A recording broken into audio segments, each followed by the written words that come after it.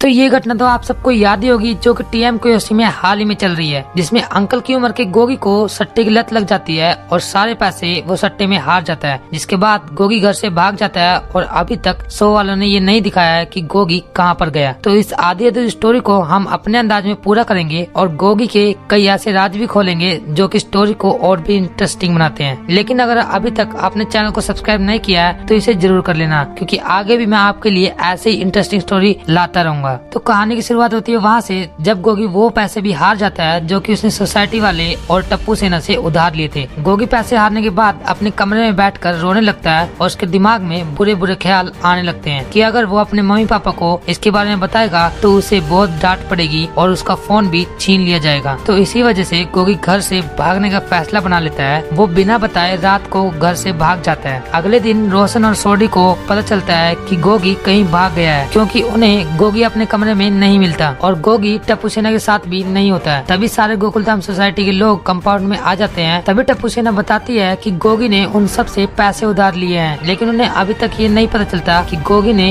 पैसे उधार क्यों लिए थे। इसके बाद सारे गोकुलधाम वाले गोगी को ढूंढने के लिए रॉकी के घर पहुंच जाते हैं, क्योंकि टप्पू सेना को पता था कि गोगी आजकल रॉकी के साथ ज्यादा मिल रहा है और उसका एड्रेस भी पिंक को पता होता है। जब सारे लोग रॉकी के घर जाते हैं तो उन्हें पता चलता है कि गोगी एक क्रिकेट ऐप में पैसे लगाता था और लास्ट टाइम वो इस गेम में सारे पैसे हार चुका है। तो इसके बाद सभी गोकुलधाम के मेंबर्स समझ जाते हैं कि गोगी ने सबसे पैसे उधार क्यों लिए और उन पैसों का क्या किया, और अब उन्हें ये भी कंफर्म हो जाता है कि गोगी सच में घर से भाग गया है। इसके बाद सभी लोग गोकुलधाम में वापस आ जाते हैं और टप्पू सेना गोगी के कमरे की तलाशी लेने लगती है ताकि उन्हें कुछ क्लू मिल सके। तभी उन्हें एक डायरी मिलती है जिसमें साफ साफ लिखा होता है कि गोगी ने किस किस से कितने पैसे लिए हैं। गोगी ने टप्पू सेना और बाकी सोसाइटी मेंबर से 67,500 रुपए लिए थे, लेकिन थोड़ी ही देर बाद सोडी को एक फोन आता है, जिसे उठाने के बाद सोडी शॉक हो जाता है। सभी सोसाइटी मेंबर्स के लोग सोडी से पूछते हैं कि किसका फोन था। तो सोडी सबको बताता है कि गोगी ने सिर्फ सोसाइटी के मेंबर से ही पैसे नहीं लिए हैं, बल्कि बाहर से भी 4 लाख रुपए उठाए हैं। इतना सुनने के बाद रोशन वहीं पर बेहोश हो जाती है। थोड़ी देर बाद जब रोशन को होश आता है तो वो सोडी से गोगी को जल्दी ढूंढने के लिए कहती है। इसके बाद सोसाइटी के कुछ जेंट्स इंस्पेक्टर चालू पांडे के पास जाते हैं और गोगी के गुम होने की रिपोर्ट लिखवाते हैं, लेकिन इंस्पेक्टर चालू पांडे रिपोर्ट लिखने से मना कर देता है, क्योंकि गोगी को गुम हुए अभी तक 24 घंटे नहीं हुए थे। लेकिन सोडी चालू पांडे को क्रिकेट में सट्टे वाली बात बताता है और रिपोर्ट लिखने के लिए रिक्वेस्ट करता है। इसके बाद चालू पांडे रिपोर्ट लिख लेता है और पुलिस इन्वेस्टिगेशन को शुरू कर देती है। गोगी को ढूंढते ढूंढते पुलिस को 3 दिन हो जाते हैं, लेकिन उसकी कोई भी खबर नहीं मिलती। तभी सोडी चालू पांडे के पास फोन करता है और उसे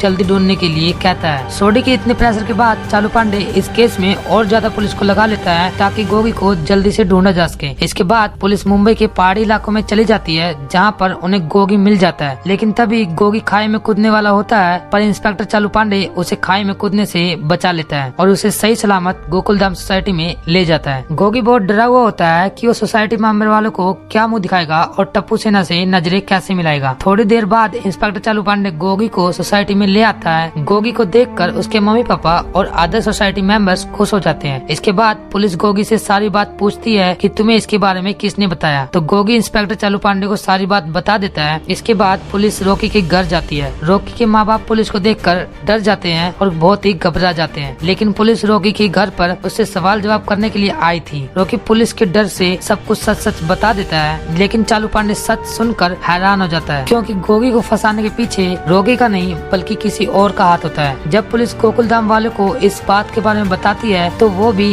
इसे सुनकर हैरान रह जाते हैं, क्योंकि वो और कोई नहीं बल्कि मोंटू था, जिसने गोगी को फोन वाले केस में फंसाया था। उसे फोन की जगह साबुन की टिकिया पकड़ा दी थी और जिसके लिए उसे जेल जाना पड़ा था। उसने ये सब इसलिए किया था ताकि गोगी से अपना पुराना बदला चुकता किया जा सके। लेकिन पुलिस इसके बाद मोंटू को फिर से जेल के अंदर डाल देती है। इसके बाद गोगी के सिर से सारी टेंशन उतर जाती है और फिर से वो हैप्पी लाइफ जीने लगता है। दोस्तों, मैंने जितना हो सके इस स्टोरी की हैप्पी एंडिंग करने की कोशिश की है। अगर आपको ये पार्ट अच्छा लगा हो तो चैनल को सब्सक्राइब जरूर कर देना और सेकंड पार्ट के लिए कमेंट में पार्ट 2 जरूर लिखना। मिलते हैं नेक्स्ट वीडियो में।